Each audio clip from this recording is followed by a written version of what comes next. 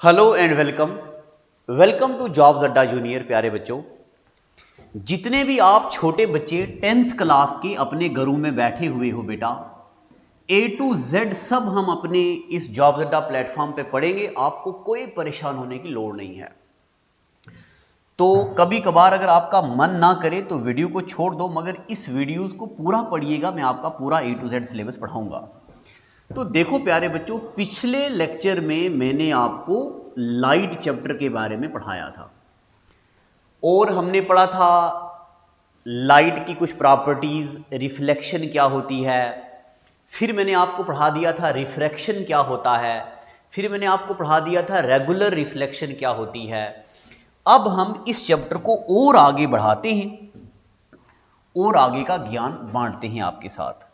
तो देखते जाओ। देखो बेटा, अभी तक मैं आपको क्या पढ़ा चुका हूं। अगर आपने पहला लेक्चर लिखा है तो आप आइए पहले उस लेक्चर पे और देखिए अभी तक हमने क्या क्या पढ़ा है। मैं आपको पढ़ा चुका हूं लाइट क्या होता है। मैं साइड हो जाता हूं और ताकि आप पूरी बेहतरीन तरीके से आप बोर्ड को देखो। मैं आपको प्यारे बच्चे पढ़ा चुका हूं, जब किसी कमरे में हम लाइट ऑन करते हैं तो हमें चीजें दिखने लगती हैं। इसका मतलब है कि light is form of energy that produces sensation of vision. ये सब मैं आपको पिछले लेक्चर में पढ़ा चुका हूं और मुझे उम्मीद है कि आप सभी बच्चों ने ये लिखा है और ये अब पढ़ने की जरूरत नहीं है। चलिए आगे चलते हैं। आज मुझे क्या डिस्कस करना है आपके साथ, सुनो प्यारे बच्चों। अब सुनो, मैं आपको यहां क्या पढ़ाने लगा हूं। मिरर दो किस्म के होते हैं। ये बात आपको पता है ना कि मिरर, आप ऐसा लिखो, आप भी लिखो मेरे साथ, या मैं लिखो, खुद लिखो आप। मिरर, कलर विजिबल है ना, मैं दूसरा ले लेता हूं, कलर वाइट ले लेता हूं। मिरर जो है, मिरर दो किस्म के होते हैं। एक होता है स्फेरिकल मिरर, एक होता है स्फेरिकल मिरर और दूसरा होता है प्लेन मिरर। स्फेरिकल मिरर और प्लेन मिरर। अभी मेरे प्यारे बच्चों, मैं आपको स्फेरिकल मिरर के बारे में कुछ नहीं पढ़ाने वाला हूं, क्योंकि इसके लिए मैंने एनिमेशन बनाई है बहुत अच्छी, वो हम आपको बताएंगे। अभी हम पढ़ेंगे प्लेन मिरर के बारे में। और मैं आपको बताता हूं जो प्लेन मिरर कौन सा होता है, जो हम अपने घर में शीशा देखते हैं, उसी मिरर की तो मैं बात कर रहा हूं। तो देखो प्यारे बच्चों, प्लेन मिरर के बारे में कुछ बातें हमें लिखनी है, वो आप लिखो अपनी नोटबुक में। हेडिंग डालो प्लेन मिरर। चलो जी, डालो हेडिंग प्लेन मिरर। और प्यारे बच्चों, प्लेन मिरर के बारे में देखो, ये मिरर है, ये मैं आपको पढ़ा चुका हूं पिछले एपिसोड में। प्लेन मिरर के बारे में ये भी सब पढ़ा चुका हूं। अब आप हेडिंग डालो प्लेन मिरर के बारे में कुछ characteristic point, characteristics of image obtained in plane mirror. Plane mirror में जो इमेज मिलती है वो कैसी मिलती है, देखो बेटा। Number 1 point, image formed in plane mirror is erect and of the same size. इसका मतलब होता है जो प्लेन मिरर में हमारे सामने इमेज बनती है वो बिल्कुल सीधी होती है, इरेक्ट होती है। अभी इस पे एनिमेशन भी आएगी। और आपको क्या बात याद रखनी, देखो देखो बेटा, जो ये बच्चा है, जैसा ये है ऐसा ही मिरर के बीच भी आ रहा है। तो इसका मतलब प्लेन मिरर में इमेज कैसी बनती है, इरेक्ट। और कैसी बनती है, बराबर साइज की। जितना साइज इसका होगा उतना ही साइज इसका भी होगा।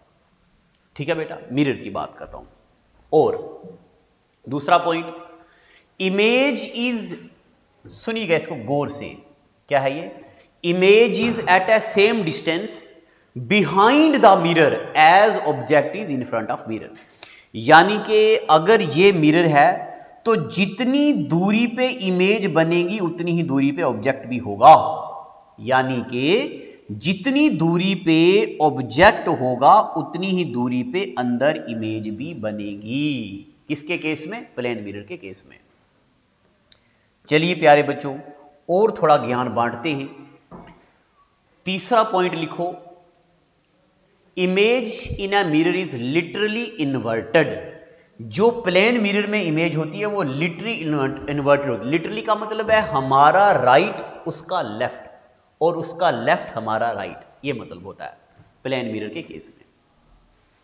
और आगे चलते हैं, देखो ये एग्जांपल आपने समझनी है। मान लो ये मिरर है, मिरर के सामने ये कोई बंदा है और मिरर के और बंदे के बीच दूरी कितनी है 8 मीटर। मिरर के बीच और बंदे के बीच दूरी कितनी है 8 मीटर। जब ये बंदा आगे चलेगा, देखो मिरर के बीच और बंदे के बीच दूरी कितनी है 8 मीटर, और जितना मिरर के सामने बंदा है उतना ही तो मिरर के अंदर इमेज बनी है। तो इसका मतलब ऑब्जेक्ट के और इमेज के बीच दूरी पता कितनी होती है, इसका डबल। यानी कि मैं यहां पे एक स्टेटमेंट लिखाऊंगा, अभी एक मिनट रुकिएगा, मैं यहां पे एक स्टेटमेंट लिखूंगा। देखो, image is formed at a distance of 16 metre from him. 8 metre ये, 8 मीटर ये। तो इसका मतलब पता क्या होता है, इसका मतलब ये होता है, इसका मतलब ये होता है कि जितना दूर ऑब्जेक्ट होता है मिरर से उतना ही अंदर इमेज भी बनती है। ये मैं अभी आपको पढ़ा चुका हूं। अब प्यारे बच्चों आगे देखो, आगे देखो, अगर ये बंदा 2 मीटर आगे चल के आता है, 2 मीटर चल के आगे, तो इमेज भी 2 मीटर कहां चलेगी आगे। तो बताओ कितने मीटर की दूरी हो जाएगी। पहले बंदा यहां था, पहले ये बंदा यहां था तो कितनी दूरी थी 8 मीटर। अब बंदा आ गया यहां 6 मीटर, तो यहां भी दूरी कितनी होगी 6। तो बंदे के बीच और उसके इमेज के बीच दूरी कितनी हो जाएगी 12 मीटर। ऐसे सवाल सीबीएसई के पैटर्न में पूछे जाते हैं। चलिए ये बात आपको पता है, आप अपने स्कूल में ये बातें पढ़ते भी हैं। तो अभी मैंने आपको बता दिया मिरर के केस में एक होता है स्फेरिकल मिरर और एक होता है प्लेन मिरर। तो प्लेन मिरर के बारे में मैंने आपको बता दिया। अब हम आगे आपको स्फेरिकल मिरर के बारे में बताएंगे। तो चलिए मैं साइड हो जाता हूं, देखो आराम से देखो। एक होता है कन्वेक्स स्फेरिकल मिरर में, एक होता है कन्वेक्स मिरर और दूसरा होता है कनकेव मिरर। कन्वेक्स मिरर ये हो गया कन्वेक्स, एक हो गया कनकेव। अब हमने इस मिरर को बाहर से पॉलिश कर दी और अंदर से रिफ्लेक्टिंग सरफेस बन गया। इसको भी इधर से पॉलिश कर दी और ये एक तरफ से रिफ्लेक्टिंग सरफेस बन गया। चलो जी देखो, यानी कि बेटा ये मिरर की ये वाली साइड होगी रिफ्लेक्टिंग सरफेस, जब लाइट पड़ेगी लाइट ने कर लिया रिफ्लेक्ट। यहां पे देखो ये होगी रिफ्लेक्टिंग सरफेस, लाइट पड़ेगी लाइट ने कर लिया रिफ्लेक्ट। तो वो वाला बन जाएगा कनकेव मिरर और ये वाला बन जाएगा कन्वेक्स मिरर। एक बन गया कनकेव मिरर और दूसरा क्या बन गया कन्वेक्स मिरर। चलिए आप भी ऐसे ही अपनी नोटबुक पे बनाओ जी स्फेरिकल मिरर। और स्फेरिकल मिरर दो किस्म के होते हैं, number 1 concave mirror, number 2 convex mirror. अब आपके 10वीं क्लास में 5 नंबर का एक सवाल आता है जिसमें आपको एक्सप्लेनेशन देनी पड़ती है। बताओ जी कनकेव मिरर क्या होता है। Mirror which is bulged outwards, और लाइट की रिफ्लेक्शन होती है अंदर वाली साइड से, इसको बोलते हैं कनकेव मिरर। और अगर पॉलिश किया हो बाहर वाली साइड से और यहां से रिफ्लेक्शन होती है तो इसको बोलते हैं कन्वेक्स मिरर। अभी मैं आपको ये नहीं बता रहा हूं कनकेव मिरर कैसी इमेज बनाता है, कन्वेक्स मिरर कैसी इमेज बनाता है, अभी सिर्फ मिरर के नाम आपने लिख दिए। उसके बाद प्यारे बच्चों ये देखो, इसमें लाइट पड़ रही है, तो लाइट पड़ने के बाद ये देखो लाइट बिखर रही है। इस पे देखो जब लाइट पड़ेगी, इस पे देखो लाइट पड़ रही है और ये लाइट क्या होगी, रिफ्लेक्ट होने के बाद कहीं ना कहीं मर्ज हो जाएगी। इसलिए कनकेव मिरर का दूसरा नाम है कन्वर्जिंग मिरर। क्या नाम है, कन्वर्जिंग मिरर। और कन्वेक्स मिरर का दूसरा नाम है डाइवर्जिंग मिरर। अगर आप सीबीएसई से ताल्लुक रखते हैं तब आपके पेपर में एक एक नंबर के 1.5 सारे क्वेश्चन आते हैं, उनमें ये ट्रू और फॉल्स में पूछा जाएगा। उसके बाद आगे देखते हैं। अब सुनिए प्यारे बच्चों, अभी तक आपको पता चल गया है स्फेरिकल मिरर क्या होता है। अभी तक आपको पता चल गया है प्लेन मिरर क्या होता है। अभी तक आपको पता चल चुका है कि स्फेरिकल मिरर को तोड़ के दो मिरर बनते हैं, एक मिरर बन जाता है कनकेव मिरर और दूसरा बन जाता है कन्वेक्स मिरर। इतनी बातें अभी तक आपको पता चल चुकी हैं। तो चलिए रिकॉल करो। अब हम धीरे धीरे अपना लेवल बढ़ाते हैं और आपको और बढ़िया चीजें पढ़ाते हैं। देखो, अब आप अपनी नोटबुक पे लिखो, हेडिंग डाल दो terms related with mirror. Heading डाल दो टर्म्स रिलेटेड विद मिरर। और आपके 10th क्लास में 5 नंबर का यह सवाल आता है, डिफाइन दी फॉलोइंग। लिखो जनाब पहला, हाँ ये है, इधर आपने इधर नोटिस करना है, ये बन गया हमारे सामने मिरर, और ये मिरर का ये देखो, इस जगह को बोलते हैं सेंटर ऑफ कर्वेचर। इस जगह को क्या बोलते हैं? Centre of curvature. दिख रहा है ना आप सबको? तो सेंटर ऑफ कर्वेचर क्या होता है? सेंटर, ये देखो इसको सी से रिप्रेजेंट करती है। ये क्या है? Centre of curvature. अब मैं आपको बताता हूं सेंटर ऑफ कर्वेचर क्या होता है। पूरी अटेंशन यहां देना। देखो बेटा, ये था, ये है कोई मिरर। जब हम इस मिरर को काटेंगे, ये इस मिरर को काट दिया, जब इस मिरर को हमने काटा तो ये हिस्सा बन गया कौन सा मिरर? Concave mirror. कौन सा हिस्सा बन गया? Concave mirror. तो आप मुझे बताओ, जो सेंटर इसका था वही सेंटर इसका होगा? सेंटर नहीं बदलेगा। तो सेंटर ऑफ कर्वेचर की डेफिनेशन पता क्या होगी? Centre of curvature is centre of sphere. कौन सा स्फीयर? जिस स्फीयर से मिरर बना हो। तो centre of curvature is centre of sphere of which mirror is formed.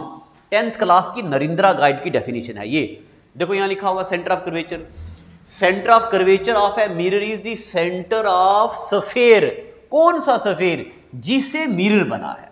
Of which mirror is a part, यानी कि जिसको काट के हमने मिरर बनाया है, ये इसका हिस्सा है। चलिए इस पर मैं थोड़ी सी रोशनी डालता हूं, क्या पता आपको ये बहुत अच्छे से अभी मैं ना समझा पा रहा हूं। देखिएगा, इसको अब हम यहां पे समझेंगे। देखो बेटा, देखो ये हमने बना दिया, ये हमने बना दिया कोई मिरर, ठीक है? गौर से सुनना, ये हमने बना दिया, या इसको मैं हटाता हूं, हाथ से बनाता हूं। ये हमने कोई बना दिया मिरर, ये होगा मिरर का सेंटर, होगा ना मिरर का सेंटर। जब हम इस मिरर को आधा काट लेंगे, क्या सेंटर बदलेगा? नहीं, सेंटर तब भी वही रहेगा। अब मैं इसको और काटता हूं, ये काट दिया, क्या अब सेंटर बदलेगा? नहीं, अब भी सेंटर वही रहेगा। अब मैं इसको और काटता हूं, देखो अब सेंटर बदलेगा? नहीं बदलेगा।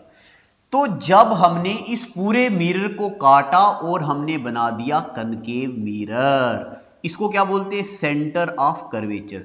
तो सेंटर ऑफ कर्वेचर पता क्या होगा? सेंटर ऑफ कर्वेचर क्या होगा? सेंटर ऑफ कर्वेचर होगा उस स्फीयर का सेंटर जिसको काट के मिरर बना हो। इसलिए इसकी डेफिनेशन क्या है सेंटर ऑफ कर्वेचर की? सेंटर ऑफ कर्वेचर की डेफिनेशन है, it is centre of sphere. कौन सा sphere? Of which mirror is formed. तो सेंटर ऑफ कर्वेचर क्या है? It is centre of sphere of which mirror is formed. पता चल गया? तो एक डेफिनेशन आपको पता चल गई कि सेंटर ऑफ कर्वेचर क्या होता है। चलो अपनी नोटबुक पे लिखो सेंटर ऑफ कर्वेचर। और हां, अगर आपके पास लिखना नहीं चाहते तो आप हमारे इस नंबर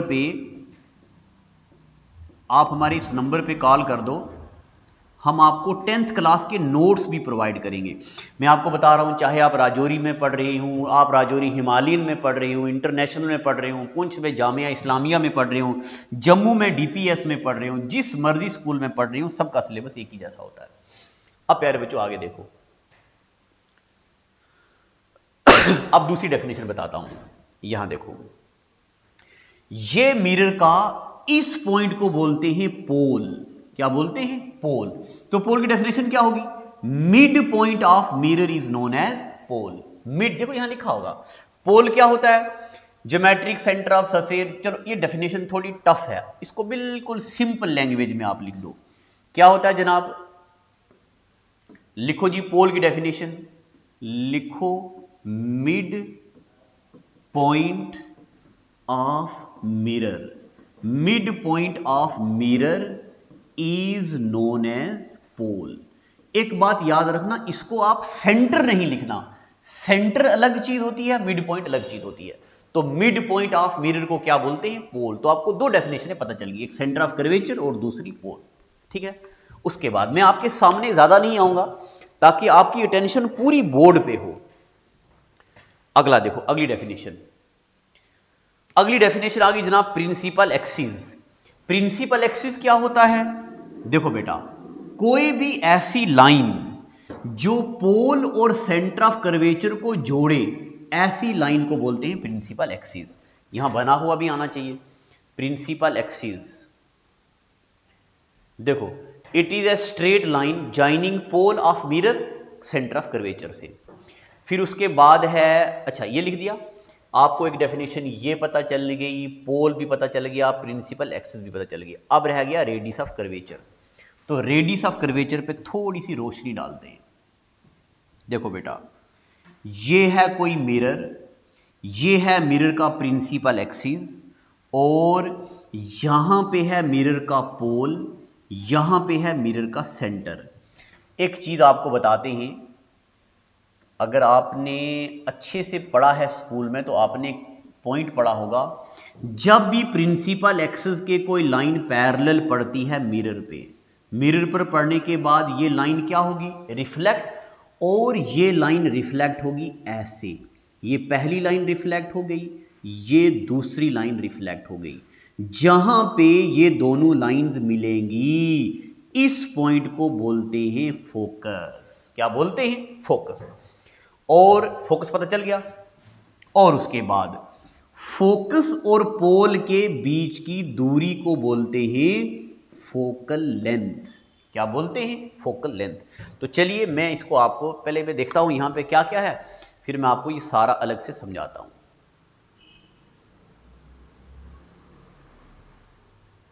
चलो देखो, देखिए प्यारे बच्चों, इसको हम यहां पे लिखते हैं, लिखो डेफिनेशन, डेफिनेशन लिखो आप, लिखो जी फोकस की डेफिनेशन। फोकस क्या होता है? लिख रहे हो ना आप सभी बच्चे? मुझे उम्मीद है कि आप अपने घर में नोटबुक पकड़ी है, आप लिख रहे हैं। पहले तो एक बात है कि 10वीं तक आपको ज़बरदस्ती स्कूल भेजना पड़ता है, तो आप कहाँ लिख रहे होंगे? चलो थोड़ी उम्मीद रखते हैं कि लिख रहे होंगे घर पे। ये हो गया, ये हो गया जनाब मिरर, और मैंने आपको बता दिया इस पॉइंट को बोलते हैं पोल, इस पॉइंट को बोलते हैं सेंटर ऑफ कर्वेचर। फिर हमने पढ़ा था कोई भी लाइन जो इन दोनों पॉइंट को जोड़े, इस लाइन को बोलते हैं प्रिंसिपल एक्सिस। ये मैंने आपको डेफिनेशन लिखवा दी है। अब हम लिखेंगे फोकस की डेफिनेशन। तो फोकस की डेफिनेशन लिखने से पहले मैं आपको समझाता हूं फोकस क्या होता है। देखो, ये भी कोई रे ऑफ लाइट है, ये भी कोई रे ऑफ लाइट है, ये भी कोई रे ऑफ लाइट है, ये भी कोई रे ऑफ लाइट है। ये सारी रेज ऑफ लाइट कहां है? प्रिंसिपल एक्सिस के पैरेलल है। ध्यान रखना है, सारी rays of light principal axis के क्या है? पैरेलल। जब भी कोई ray of light principal axis पे पड़ती है तो वो नीचे पड़ती है, ऐसे पैरेलल है। ये भी रिफ्लेक्ट होगी नीचे, ये भी रिफ्लेक्ट होगी ऐसे, ये भी रिफ्लेक्ट होगी ऐसे। जहां पे ये सारी लाइन मिलेंगी, इस पॉइंट को बोलते हैं फोकस। तो अब डेफिनेशन आप खुद बनाएंगे बेटा, खुद बनाओ डेफिनेशन। क्या होता है focus? It is a point. Focus क्या होता है? It is a point. कहां पे? कहां पे है ये? On principal axis. Focus is a point. आपके पेपर में डेफिनेशन आती है 1 नंबर की, वो लिखनी है। इट इज ए पॉइंट कहां पे है? On principal axis. कैसा पॉइंट? Such that. कैसा पॉइंट है? कैसा पॉइंट है? Such that all the rays of light, all the rays of light which are parallel, किसके? Parallel to principal axis. क्या करेंगी? मीट कब?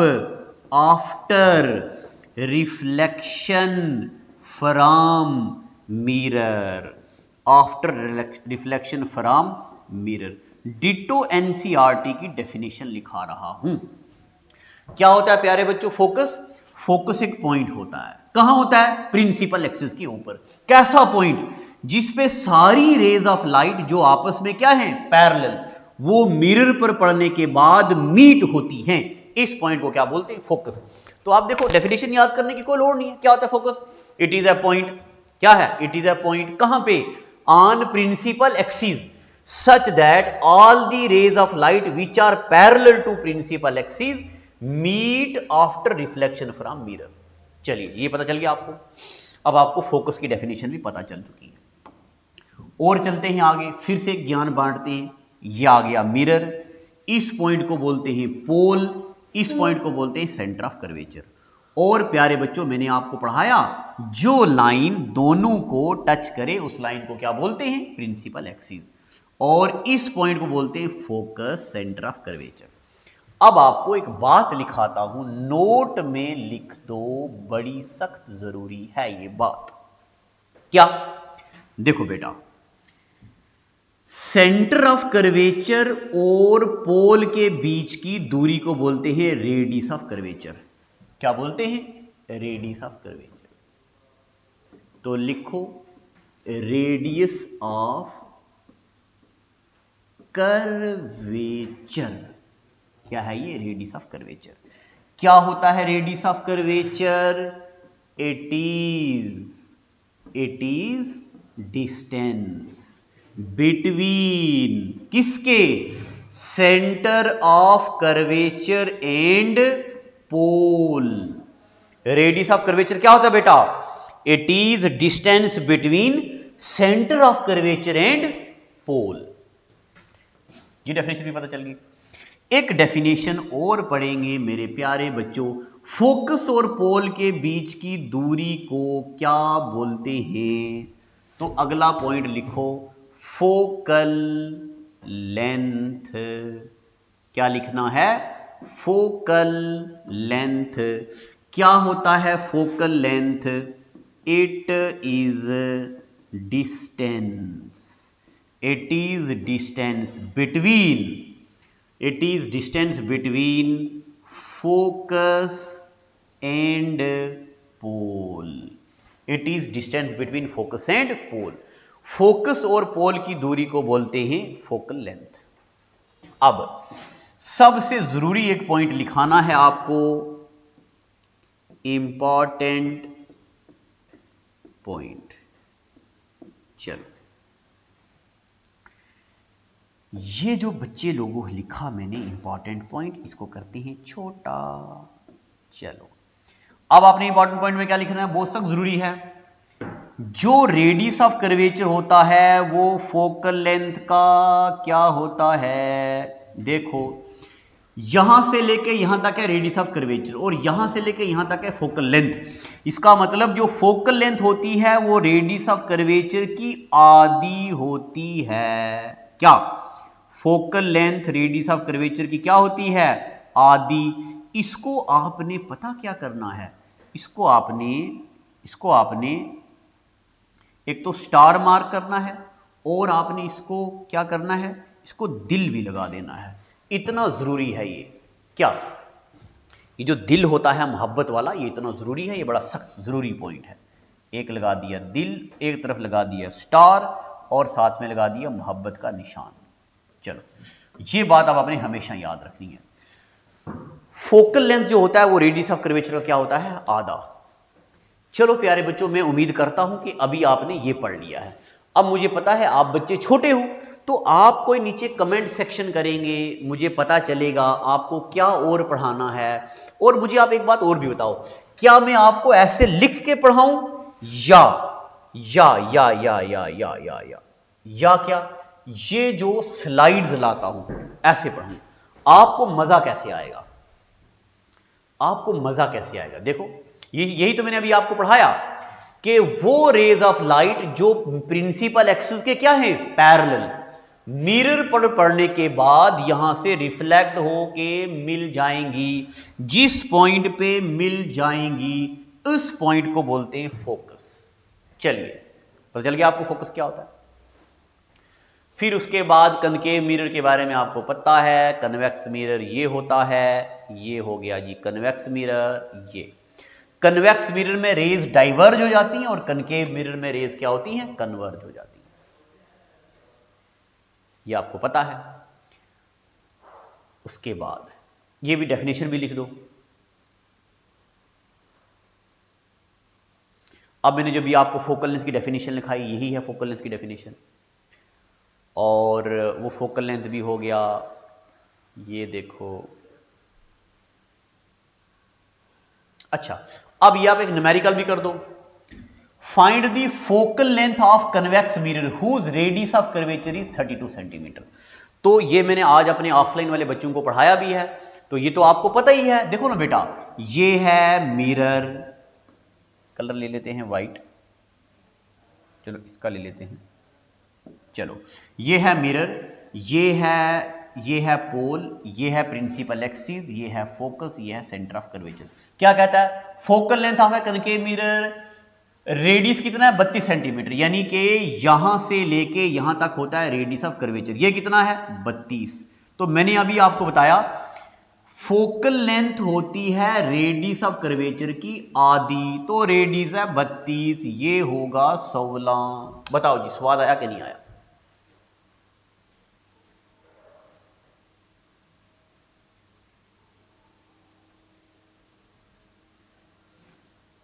एक मिनट, इसको ना इसको क्या करना पड़ेगा, चलिए एक मिनट यार इसको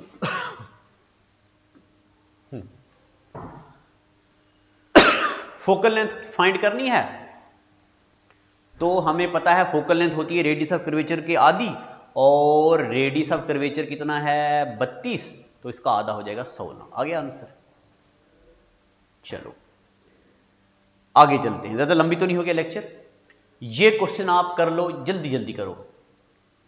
find focal length of A spherical mirror is, अच्छा सॉरी, फोकल लेंथ कितनी है। अब यहां पे फोकल लेंथ दी है, फोकल लेंथ है कितनी 20। What is the radius. अब फोकल लेंथ दी है, क्या पूछ रहा है एग्जामिनर, रेडियस पूछ रहा है। तो आप इस वीडियो को रोकिए, पहले आप अपना आंसर निकालो, फिर इसके साथ मर्ज कर दो। अब इसमें ज्यादा रोशनी डालने की जरूरत नहीं है। ये तो देखो ना, अगर फोकल लेंथ जो है वो, ये हमें पता है फोकल लेंथ होती है रेडियस कर्वेचर का आधा, ये 2 इधर जाएगा तो डबल हो जाएगा, फोकल लेंथ का डबल हो जाएगा रेडियस, इसका डबल हो जाएगा 40, तो रेडियस ऑफ कर्वेचर कितना हो गया 40। इस पे कोई रोशनी डालने की जरूरत नहीं है। अभी मैं उम्मीद करता हूं कि आपको ये पता चल चुका है। अब मेरे प्यारे बच्चों, जितने भी बच्चे आप ये वीडियो देख रहे हो, आपने इस वीडियो को शेयर करना है ज्यादा से ज्यादा, ताकि और बच्चों को भी फायदा मिल जाए। अगर ज्यादा से ज्यादा तादाद में बच्चे देखेंगे तो मैं इसको बनाता रहूंगा, कंटिन्यू रखूंगा, और उसके बाद तैयारी कराते रहेंगे हम आपको। चलिए, thank you and God bless you.